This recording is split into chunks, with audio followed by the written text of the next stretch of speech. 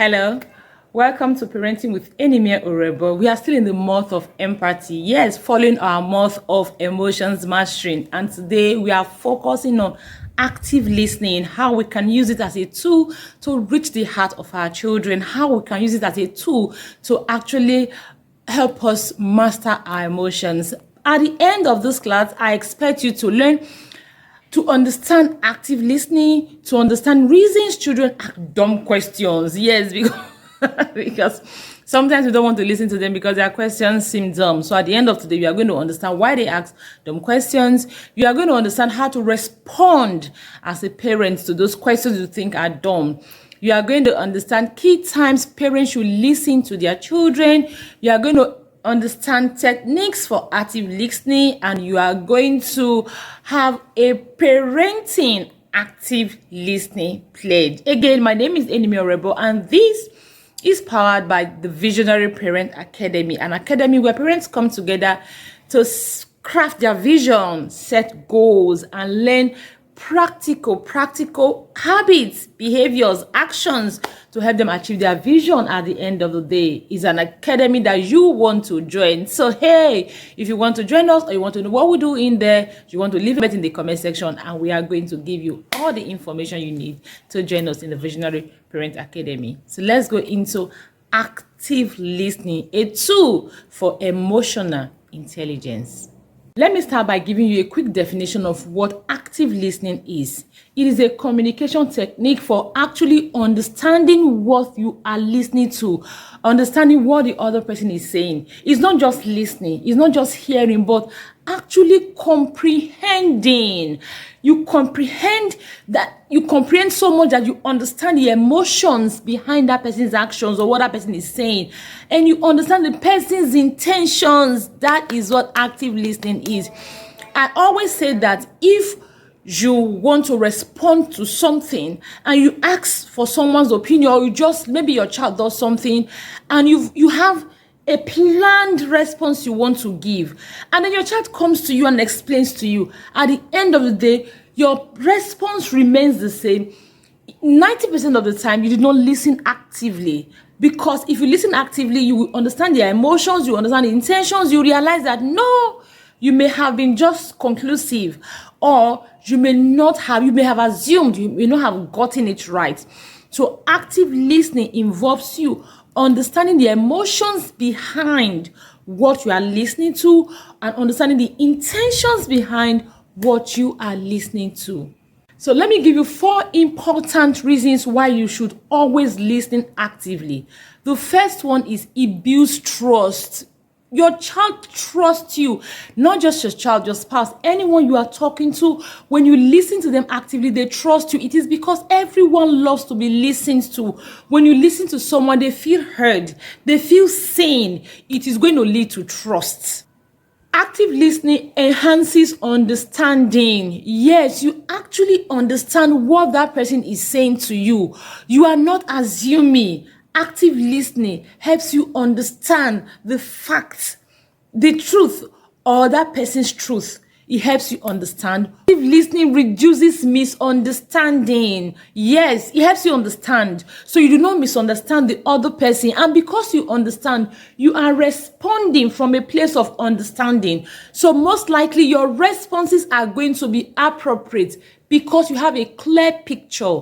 Active listening, lastly, promotes validation. Like I said, children feel seen, they feel heard, they feel important, they feel what they have to say is important, so they feel validated. Now, these are 4 reasons you should always listen actively to your children. Now, the truth of the matter is, we always think we prioritize our children. Nah, we don't. And one of the ways we don't prioritize them, one of the ways we show them that we don't prioritize them, is we don't listen to them. And do you blame us, really? There are so many reasons why parents don't listen to their children. Sometimes you are pressured. Yes, you feel, oh my God, it's not important. I always say, and I've said it over and over again, what you think is not important, what is not important to you, is definitely very important to your child. So if you are pressured, dear parents, please, you need to really prioritize your child. If you see say, oh, your child is the center of your world. They're the best things that happen to you. Love, I always say, is practical. You need to show it. And one way to show it is by listening to them. Another reason why we don't listen to our children is because many times we think their questions are dumb. They're asking you questions like you are wondering, isn't this obvious? You are wondering, are you kidding me? You are wondering, oh my God, where do I even start from? Some of the reasons we don't want to listen to our children, let alone even answer them. So here are reasons why children ask questions that seem dumb. Is curiosity. Children are naturally curious. They genuinely want to know. So they want to know about things happening, They want to know about things. Another thing is because they are very spontaneous. Children are impulsive naturally. So they see something, they ask quickly before they even realize, before they even begin to think where their thinking cap to figure it out themselves. They've responded on impulse. That is one reason why children ask questions that seem dumb. Another reason is they are trying to understand things. They're actually trying to understand how things work. It is what it is. Now, if you can help them, you can answer them. You tell them how things work. You are laying the foundation. They'll be able to put things together and know this is how things work. It is one way for them to build common sense. If you are constantly ignoring your child, you don't let them ask questions, or when they ask questions, you don't answer them, you are not helping them develop common sense. Because it is from your answering they get, oh, okay, or aha. And then tomorrow they ask a similar question. They are able to relate them. They're able to marry them together. So they're asking questions because they want to understand how things work. Is one of the reasons why children ask questions. Another reason children ask questions, especially the question you have answered before, they've asked you before, is because they don't understand abstract concepts yet. So you may have answered the question, you may not have broken it down in such a way that they will understand. So when they still don't understand it, they may just go, or they may just think, okay, I've understood it enough. It happens to all of us, even the best of us. Back then in school, how you think you've understood a question, how the question comes in an exam, you are wondering, really, really, really? So something like that. So your child comes back to ask you a question you have answered before. They may have thought, they understood what you said, but in the face of application, they realize, I didn't get it quite clearly. So something happens again, they come back to ask you that same question. It is for them to be able to understand better, for clarification. Like I said, they don't understand abstract concepts. So they come back to ask you. The reason children ask questions is because they just want to talk. Yeah, children like to talk. They just want to talk. They want to have a conversation with you. Sometimes they want to develop their language. They just learned a new language. They just learned something new. They want confirmation from you. They just want to have that conversation with you to confirm what they've heard. Or sometimes it feels good for them to talk about it. Another reason children ask dumb questions is because they are seeking attention. They actually want your attention. They want you to talk to them. They want to have that conversation with you. You are talking, they are listening. They want to be in your space. They want to be with you. They want to know what you are doing. It is another reason why children ask questions. And lastly, some children ask questions because they are testing boundaries. Yes, they want to know how patient you are with them as a parent. Is my mom a patient mom? Can I always rely on my mom to come and ask dumb questions? If somebody tells me XYZ outside, can I come and ask my mom? They are actually testing your boundaries, testing to know what you are, what you can do and what you cannot do, or what you are willing to take or what you are not willing to take. They are testing to know, can I trust my mom? Can I trust my dad? To what extent can I trust these people? Okay, so I know that sometimes their questions can be overwhelming. Yeah, it is the truth. They keep asking questions and it can be overwhelming. One of the things I always say to parents is that if you do not provide answers to your child, for one reason or the other, your child comes to ask you questions, you are not meeting that their curiosity need. You are not meeting that their attention-seeking needs. You are not answering their questions. It simply means that the questions are small. When they have the really big questions, they are not going to ask you.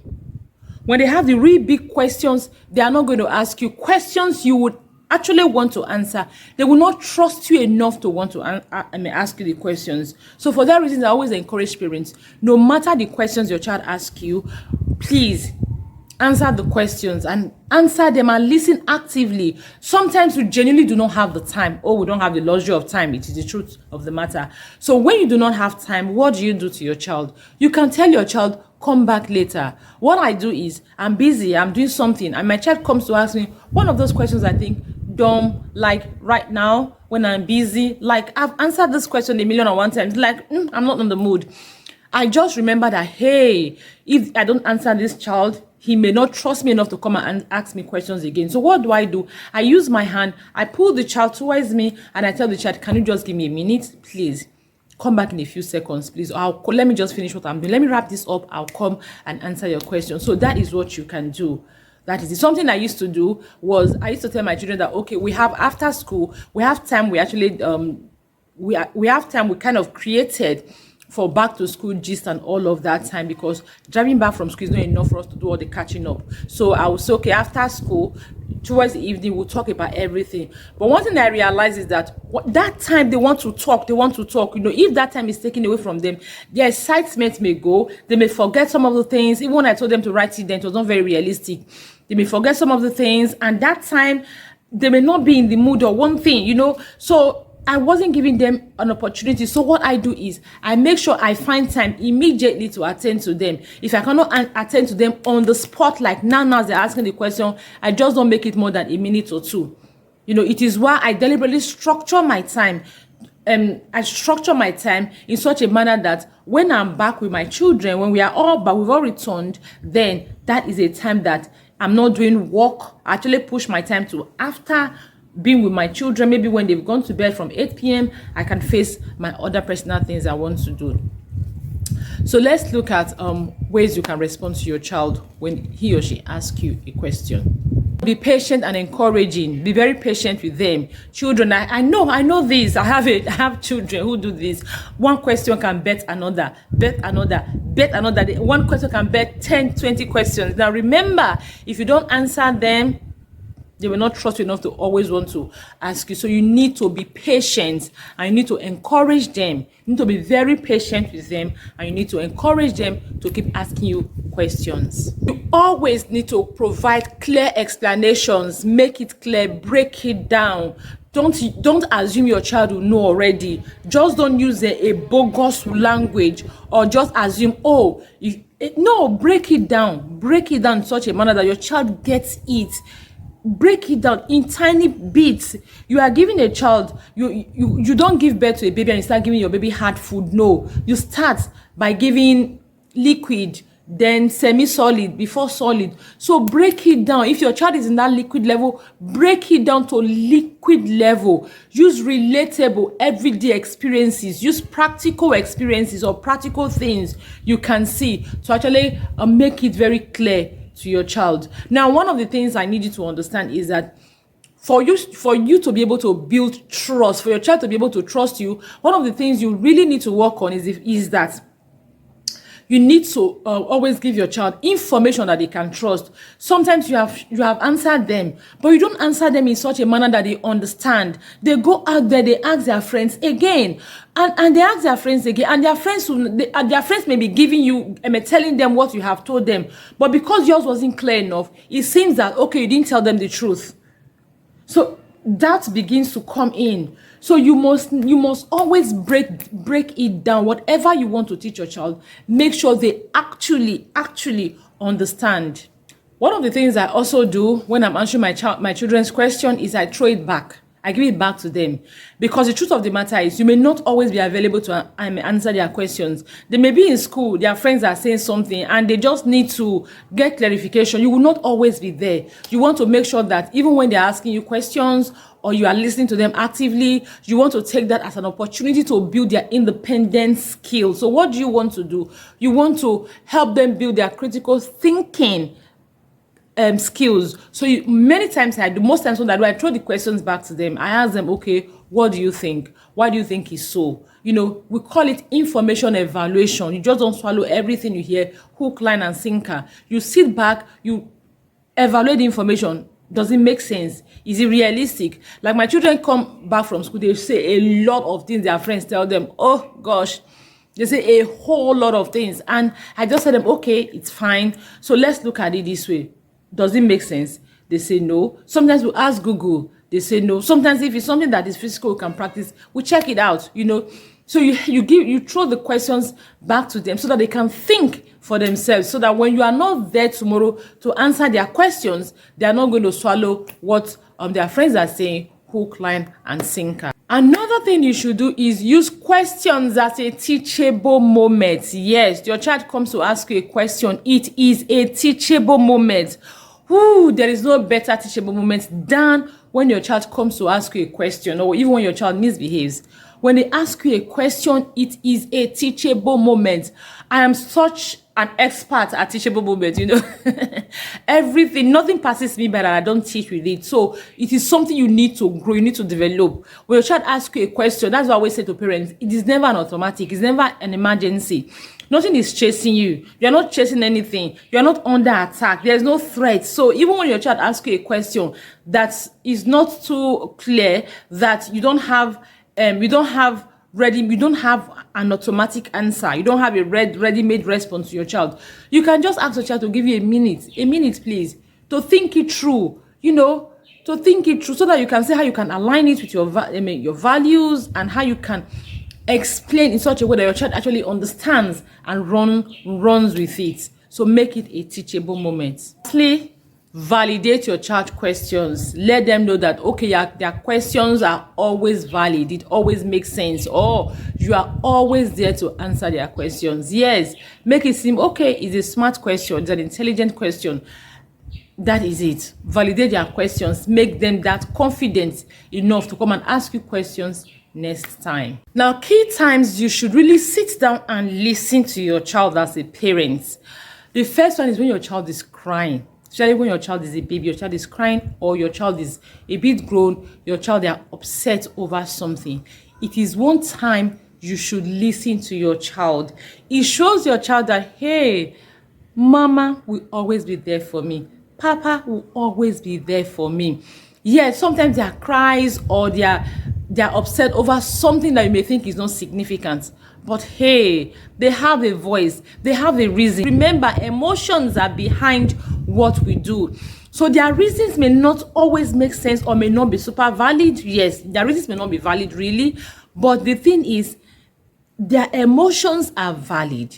So anytime they're expressing that heightened emotion, what you want to do is to actually listen to them.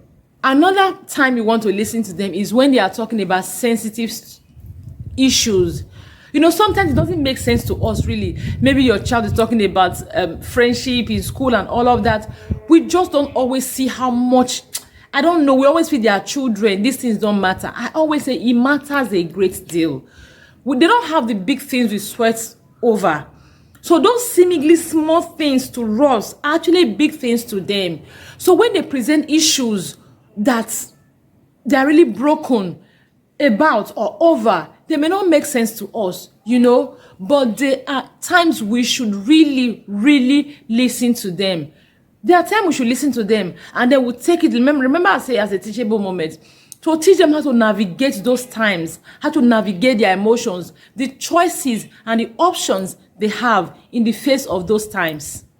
Another time we should listen to your child is when they are talking about their achievements, when they are sharing their achievements. Yes, for very many parents, we have a way of playing down our child's achievements. Your child is showing you, oh, mommy, I've drawn a picture. You're feeling like, is it a picture you should be drawing? Really? No, really, no. Or your child has done something. Oh, I swept very well. Is the place I swept, is it clean? You feel, are you asking me? Don't you know you're supposed to sweep clean before? No, please. No. These are some of the things you do to actually help your child develop, help them build, or rather boost their self-esteem and self-confidence.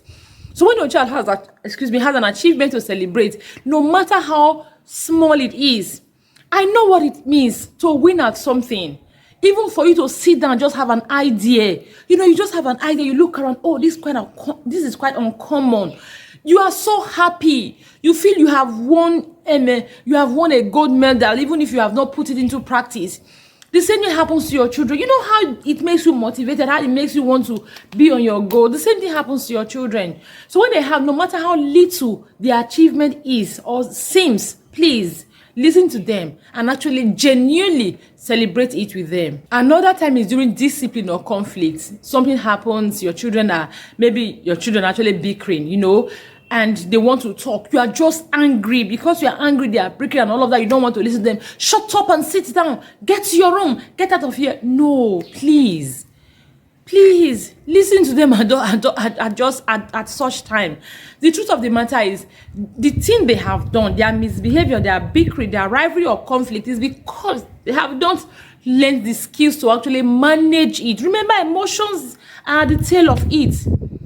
So if you listen to them, you will understand the emotions. Like I said, active listening is not complete until you've understood the emotions and the intentions. So when you listen to them, you understand the emotions and the intentions, and then you will begin to be able to teach them how to navigate it. Active listening, it gives you an opportunity to teach what you want learned.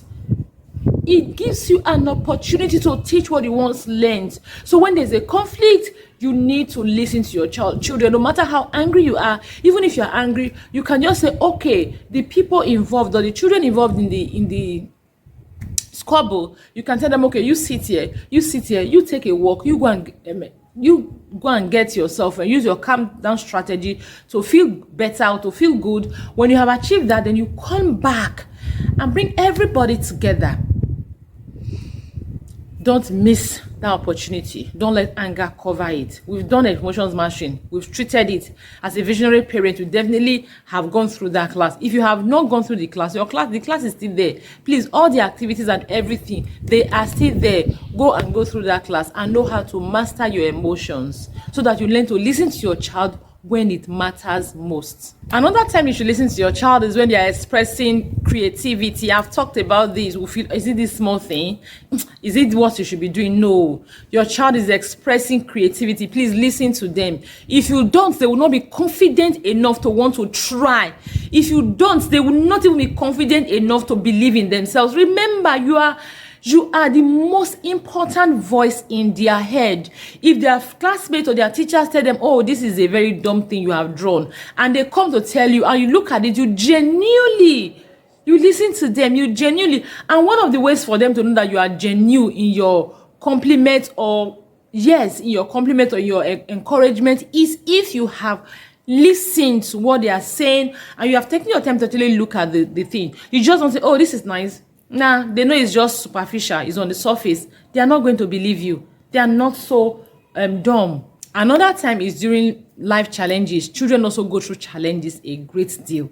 We don't always see it. We don't always think. Like I always say, we have a way of playing down on children's emotions. No, please. They go through challenges and a whole lot. So what do you want to do? You also want to use that time to listen to your child. What is it they are talking about? What is it they have experienced that they are not comfortable with? Listen to them. Is it a friend's betrayal? Listen to them. Is it somebody said a nasty word to them? Listen to them. Is it a missing item? Oh, the item is missing. Listen to them. It can just be, oh, they don't like the particular thing that is happening around them. Maybe they don't like the food being cooked. They don't like the clothes they're supposed to wear. Just listen to them.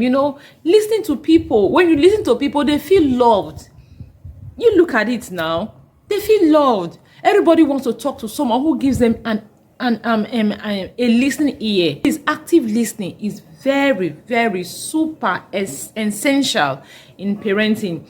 It helps you fight the urge of assumption, which in turn actually impacts your emotions positively because you understand very well. Remember, active listening is not complete without understanding the emotions and the intentions behind what you are hearing. As usual, I am going to share this particular document I put together to deliver this class. I'm going to share with the Visionary Parent Academy. Yes, when they watch it, they ask for it, they can get it, and they keep it so that they can always refer to it if they don't want to come back to watch the video. So if you want to be a member of the Visionary Parent Academy to also enjoy what we enjoy I tell you, it is a lot. What we enjoy there, it is a whole lot. For what you are going to pay, it is a steal, I tell you. And coincidentally, our registration closes this month. From next month, we start working towards 2025. So you still have a chance to join us now and catch up on all our activities from the beginning of this year till now, to the end of the year. Otherwise, you just wait till 2025 to join us. But however, you can register now against 2025. So let's go into the techniques that will help you be an effective, active listener as a parent. 1, be fully present. Focus all your attentions and give your child, don't give your child any divided attention. No. Minimize all the interruptions. Are you watching television? It is why I said, if you cannot answer, respond immediately. If you have something that you are doing that is more important than attending to your child, okay, not more important really, but that is more urgent than attending to your child, because nothing is more important than our children, the truth. But some things can actually be more urgent than what they are trying to say. That's the truth, really. So if you have something that is more urgent than what they are trying to say, what you can do is to tell them, okay, give me a minute, give me some time. You know, that is better than you trying to listen to them through your pressing of phone, through the loud music, the television, or conversation with others. Because you are not paying attention to them, and they will actually know. They will know that you are not genuinely paying attention. So be actually present. Being present means you are present. Your mind is present. Your body is present. Be present to listen and take in everything they are saying. Be present. That is the very first technique you need to learn to listen to your children actively. Be present. You are pressing your phone, put it away. You're watching television, turn it off a bit, turn it off, pause it and turn it off. Don't even leave the picture, because when the picture is displaying, you are eager to go back. You are seeing the picture, you are eager to go back. So just turn it off a bit. A minute too, you know. And if the matter becomes an urgent matter, you realize that television is not as important as your child. So you are going to turn it off. You are going to turn it off eventually. So be present. Be very, very present. Number 2 is show attentiveness. Yes, show that you are actually listening. Show that you are listening. Someone cannot be talking to you. Your child cannot be talking to you. You say you are listening to your child and you are not listening. You are looking. You are looking away. Looking, even if you are not watching television, you are not on the phone, you are just looking away. Something else is distracting you. This happens a lot. Maybe one child is talking to you. Your mind is not in what that child is saying. You are telling another child, take this bucket, take this thing away from here, do this one. I mean, is that one an emergency? Can that one wait? If it cannot wait, then you can tell your child to wait a bit. Have all that sorted out before you come to your child. No, you know, you cannot multitask on your child. No, your child comes to you. Your child needs you. You cannot multitask on it. No. So listen attentively. Make eye contact. Yes, make eye contact. You can't be looking away. It's always an indication that you're not paying attention. Someone is talking to you. You are looking away, and then you get distracted and carried away. So when you are talking to your child, make eye contact. Make eye contact. Listen attentively. Make eye contact. Use the right body language. Use the right body language. What is the right body language? You are listening. You are making eye contact. Is the right body language. Your facial expression says whether you are listening or not. You know, your child says something that is surprising. It's an expression for surprise. Your child says something that is funny. There's an expression, a facial expression for something that is funny. Your child says something that is disgusting or somehow. There are facial expressions for everything. So use your facial expression to communicate attentiveness when your child is actually talking to you. Remember, the idea is to make sure, 1, you genuinely understand what they are saying, and 2, you pass the impression that you are listening. You want them to know that you are genuinely, actually listening to them. You are not faking it. You are not faking it, because they are very important to you. So every other thing has to be on hold. It is time to listen, and you are genuinely listening to them. Another thing that parents do that is quite common is, oh, interrupting. We are experts at that. No, resist the urge to interrupt. Resist the urge to interrupt. Except, of course, you want to ask questions for clarification. That is only when you say, okay, you want to ask questions for clarification. If you are not asking questions for clarification, do not just jump in to interrupt. Listen completely. Make sure you listen. You've gotten it. You understand it. We have a way of just interrupting. Someone is saying something. You just assume the end of it. Your child is telling you something. You just assume. And the next thing, you are interrupting to finish it. No, it means you're in a hurry. That is a negative body language. You're in a hurry for your child to finish what they are saying, because you have something more important that you want to do. So resist that urge to interrupt at all. Even for children, I tell them that it is lack of self-discipline that makes them interrupt. So for an adult also, it is lack of self-discipline that makes you interrupt people. You should be able to hold yourself back and listen. When they are done, you can say what you want to do. Like I said, except you want to ask questions to further clarify what they are saying. That's only a valid excuse to interrupt. Now again, be very patient. If you have children, there are some children who don't talk fast. There are some children who talk slowly. There are some children who struggle to find their words. Now, it is what it is. For this kind of children, you need to be super patient with them. Super patient with them. So you need to always take your time to listen. Let them say what they want to say. Don't jump in. Don't interrupt. Don't tell them, hurry up. Don't tell them, why are you talking like this? Why are you stuttering? People outside say these things to them, and it hurts them greatly. So as a parent, please don't validate what people are saying. Don't do it. So please be patient. Be very, very patient. Ask open-ended questions. Your child is talking to you. You want to understand. You are listening because you want to understand. So what you want to do, you want them to throw more light. You want them to expatiate or elaborate so that you can get the gist. Because if you don't get it fully, you may not be able to respond appropriately. Remember, we are still talking about emotions mastering. So you are not able to respond appropriately. So for that, you need to always ask open-ended questions. There are questions that help people talk, that help children talk, that leave them talking on. Something like, oh, how are you? Is a closed-ended question because it gives you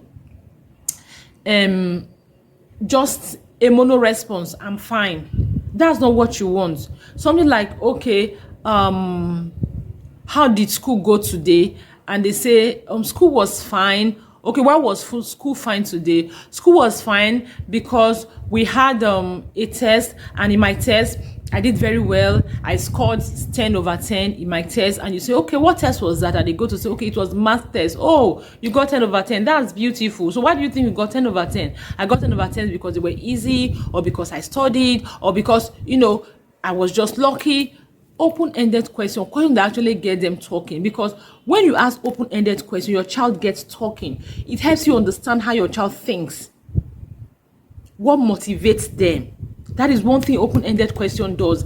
Because they will not just give you a straightforward answer. Now remember, I said something like, okay, what was fine about school today? They said, because we did test and I got 10 over 10 in my test. And I got 10 over 10 in my test, so I was quite excited about it. You know that, okay, your child actually is happy when he gets 10 over 10, which means that when your child is struggling with particular subject, or he's not getting his homework questions right, it's not because they don't want to get it right, because they also look forward to getting 10 over 10. You have that at the back of your mind. When you ask your child, okay, why did you get 10 over 10? They tell you, because I studied hard. Fantastic. It tells you that, okay, they believe in hard work. They are seeing the result of their hard work is reflecting in their scores. So it begins to help you understand the mind of your child. Or your child will say, oh, because they were easy, then You understand where your child is coming from. Okay, your child gets it because it's easy. That means whenever he's struggling, he thinks it's difficult. So we want to actually see how we can conquer that mindset. Or your child says, oh, because I was lucky. You want to look, oh, your child doesn't believe in their own effort. They don't believe in their own effort. They believe in luck. So when you ask open-ended questions, you are able to actually understand exactly the mind of your child. You understand the emotions behind what your child is saying. You understand the intentions behind what your child is saying. And then you are able to appropriately respond to your child. Lastly, on active listening to your child is about our active listening pledge. I am going to share in the Visionary Parents Academy so that we can all take it and we can all pledge to always listen to our children. I will share it too here.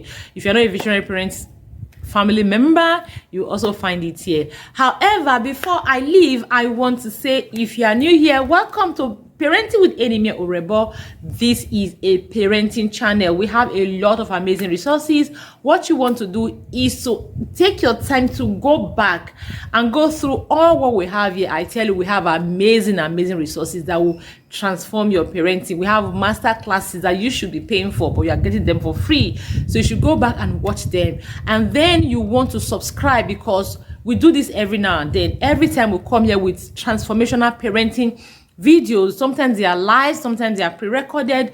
We come here all the time and we have beautiful announcements all the time. So you want to actually subscribe so that you'll be part of the family. Then if you have a question, you want to leave it in the comment section. I guarantee you that I'm always here to take your question. Guess what? I have something cooking. We have something cooking, and I'm sure you are going to be excited to see it. So what you want to do is actually to subscribe now, so that when what we are cooking is cooked, you'll be one of the first people to see it, to grab it, and to enjoy it. Thank you so much.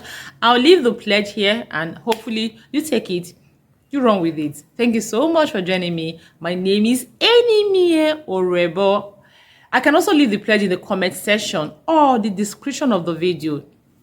I'll leave the pledge somewhere so that you that is not a visionary parent or yet can see the pledge and run with it. If you want to join us in the Visionary Parents Academy, leave your comment in the comment section and I will also be here to take them. Thank you so much for joining me. See you next time. Bye-bye.